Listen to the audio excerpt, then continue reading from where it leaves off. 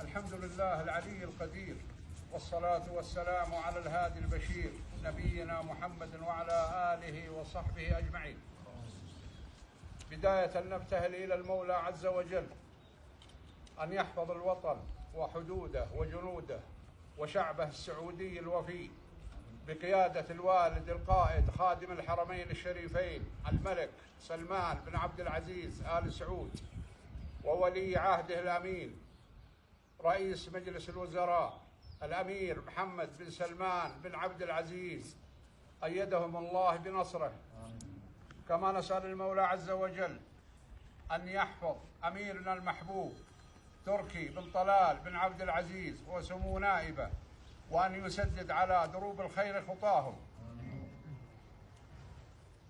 مما لا شك فيه ولا يخفى عليكم العلاقة القائمة بين قبائل الشعفين والكلاثمة، والمبنية على الشيم والقيم والنسب والرفق من عهد الآباء والأجداد، وما قمتم به من وقفة مع رفيقكم في مصابه ليس بغريب عليكم، فأنتم أصحاب الوقفات المشرفة وأصحاب العليا منها وعليها من قديم وحاضر.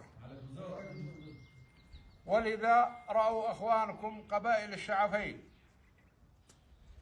عندما علموا بهذا المصاب اجتمعوا جميعهم، وهم أهل الشرف والناموس وأهل الفزعات عند اللزوم، وفي مقدمتهم الوالد الشيخ الدكتور فراج بن سعد الشبيلي شيخ شمل قبائل بني أثله بني شهر، أنابوني ومن معي من شيوخ ونواب ورموز الشعفين الحاضرين معي للوصول إليكم ومد يد العون لكم ومشاركتكم الأجر والجميل، ونحن وأنتم أهل له بإذن الله تعالى. حصلنا وحضرنا معنا معونة 400,000 ريال، 300,000 ريال من الشعفين، و100,000 ريال من شيخ الجود والعطاء رجل الأعمال المعروف علي بن سليمان. 300,000 معنا حاضرة تسلم بيد الشيخ، و100,000 ريال حوالتها معنا أودعها علي بن سليمان لعدم تواجده ووجوده خارج الوطن. وإن قصر شيء فحنا لكم، ورانا قبائل بني أثله على الجميل مقبلين ورجال الحجر كافة. وإن قصر شيء من لوازم الحياة أو من الموضوع هذا أو في غيره فحن وراكم وحولكم، وأبدا لا تشلون هم فيها واجلوا همكم، وابشروا بالعز والمعزة يا صبيان كلثم. وصلى الله على نبينا محمد.